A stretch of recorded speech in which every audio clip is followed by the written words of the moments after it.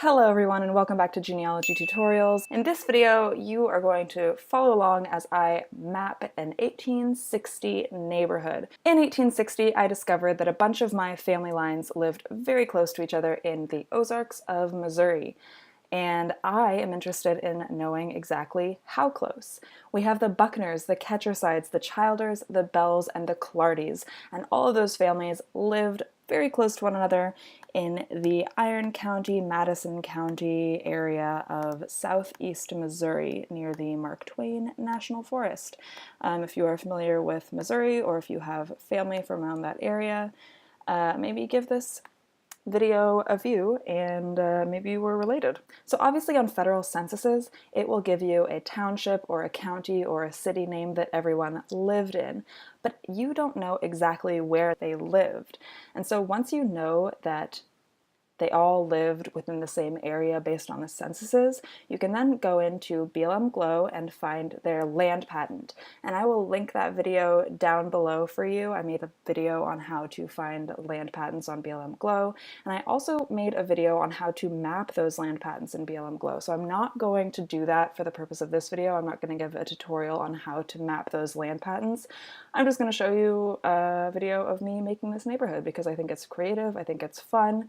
It's a very interactive way to engage in your genealogy, and I just love it. So here is this document where I listed out the people that are living close to one another in the 1860 federal census, and next to them we have the accompanying land patent. Something that I noticed in Missouri is if you click on the land description, it actually has data limitations and it cannot map the sections. So it maps more generally the township, and so although Joel made a ton of purchases, I have a feeling they're all going to be in the same township, maybe different sections, but I won't be able to get that information anyway from BLM Glow, so at least I have a general idea. And then we also have Susan Ketcherside, whose maiden name was Childers. Her land, we know, was bought by her husband Wesley Ketcherside in 1857. He is dead by 1860, but Susan still lives there. Then we have Nancy Buckner, who I assume is Joel's mother, but I haven't been able to make that connection yet.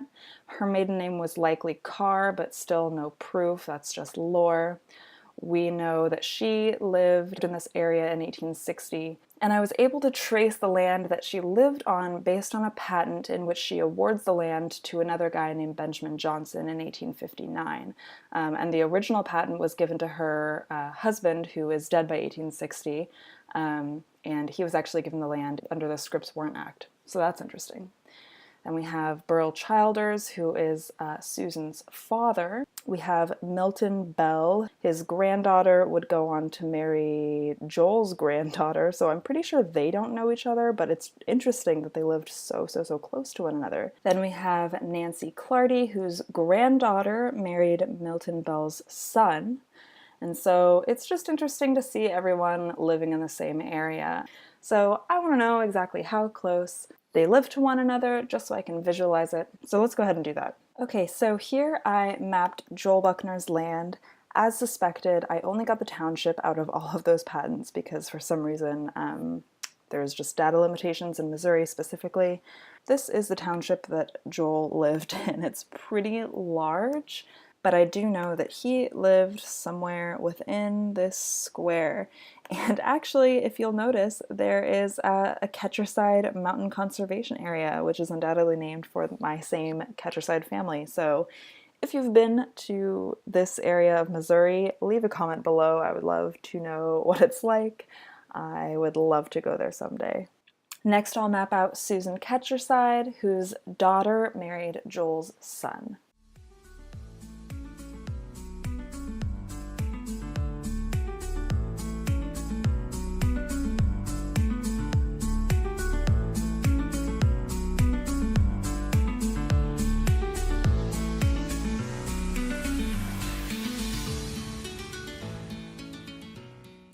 Okay, so here we've mapped the land that somewhere within this township, Wesley Ketcherside, who was Susan Ketcherside's husband, somewhere within this township is where he bought his land. So once again, Susan's daughter married Joel's son. So this is where the two families lived in 1860. Next, we'll map Nancy Buckner, who I believe is Joel's mother, but I do not have proof yet. But I just want to see how close exactly she lived to Joel.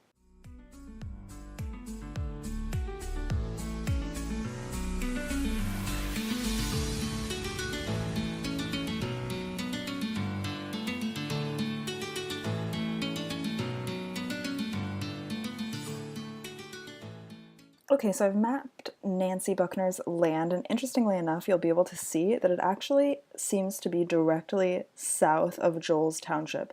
So they lived in adjoining townships, which is extremely close, and that is another clue to lead me to believe that they were related in some close way. Let's go on to the next one, who is Burl Childers. Burl Childers was Susan Childers' father. Okay, so you'll see with Burl's land, for some reason, it actually shows the township and the sections, which is incredibly helpful. So it looks like it's really close to Susan's township, but the very bottom are the two sections that he was in. So I'm going to map those two tiny little sections and see where those are on the map.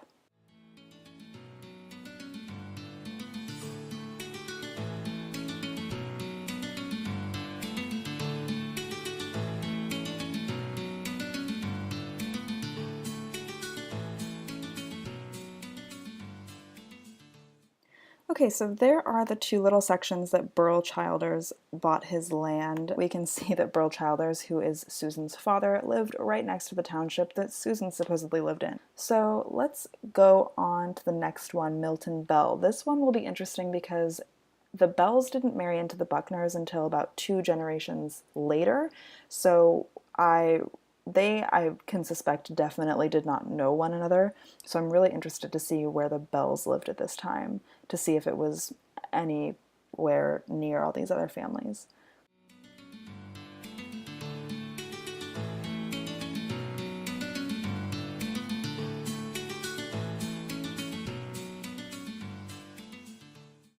Okay, so there's the township that Milton lived in, and I know that Milton and his family lived, I guess they said they lived in Bellevue, which is very close to here. I don't know exactly where in this township they lived, but again, still very close to these other families, so it's no wonder that they eventually married one another. So finally we have Nancy Clardy. Her granddaughter married Milton's son, and actually at this point in her life, Nancy Clardy was Nancy Wren. It was her second husband, George Wren, that she lived with in 1860. I am not a descendant of George Wren. I am a descendant of Nancy's first husband. But anyway, she was Nancy Wren. She lived with George at this time, who purchased the land in 1859. So let's see how close they lived to everybody.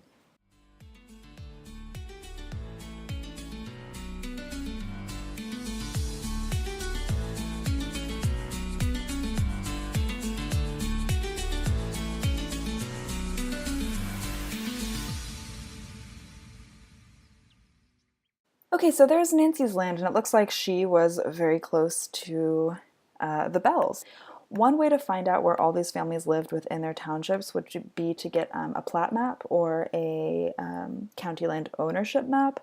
Any map that was drawn out at the time will probably have the exact plots of land. I have yet to get those for these families, but I also did a video, which you can find down below, on how to find a land patent if you only have the county land ownership map, so that could also be helpful for you. So here we have all the 6 families that were purported to live within the same vicinity of one another in the 1860 federal census, and I have mapped them all out, and they live pretty close to one another. So I just think this is a really fun way to interact with your genealogy, to be able to visualize it. And again, if you're going on a genealogy road trip, all of these places would be yours to explore. For me, I'd be really lucky because I have a whole mountain conservation area that's named after my family, and I've also heard that Johnson's Shut-ins Park is amazing, so it falls into this township that my family lived in. I would be sure to visit that. If you enjoyed this tutorial and want to see more just like it, go ahead and push that subscribe button to make sure you don't miss another video. Tutorials just like this one and just like the two you are seeing on your screen right now are posted every Tuesday. Thanks for watching!